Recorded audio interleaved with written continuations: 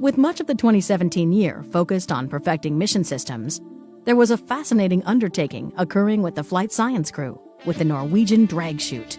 AF2, the workhorse. The jet behind me has taken the F-35 to the extremes of the envelope.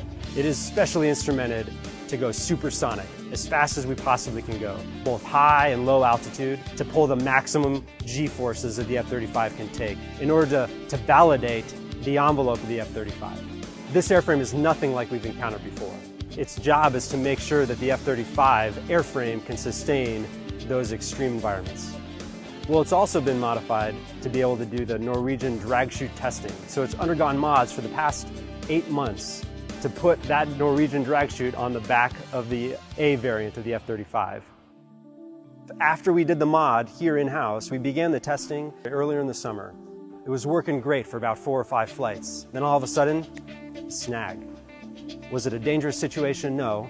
We had mitigated for it. Our test team had planned for something like that to happen, and our pilots, as well as the test control room, knew exactly what to do in that situation.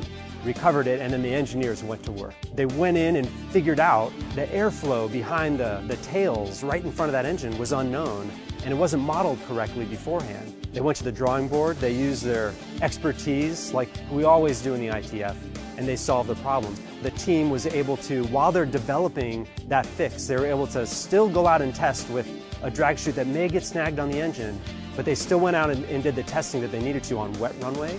They did crosswind landings. They did the first ever 3-point employment.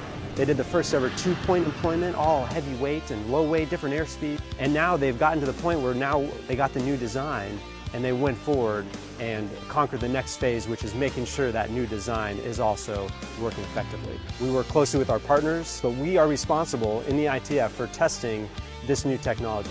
We're developmental testers, it's what we do. We're going to be the first ones out the door to make sure a system like this is safe and effective and meets the requirements the Norwegians have. To authenticate the chute's proficiency, a team of 90-plus individuals and AF2 had deployed to Eielson Air Force Base in Alaska. A detachment of considerable undertaking, all while performing daily tasks and ongoing flight tests.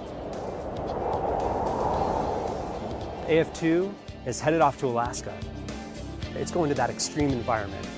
Our test pilots, our control rooms have been prepping for this deployment for months. They're going to go up, ice the runway in Alaska, and they're going to characterize how the F-35 is controllable under these extreme conditions. This has never been done before. It's taken the next step of this testing where they are landing on icy runways at Eielson Air Force Base. And they're ensuring that the F-35 is controllable under those conditions, just like they're going to have to deal with in Norway. We're not only doing the drag chute testing at Eielson, we're also doing all icy runway testing for the entire F-35 fleet at Eielson Air Force Base. The team has worked hard, they've developed a solid, safe plan in order to execute that test, and they have been successful conducting icy runway testing.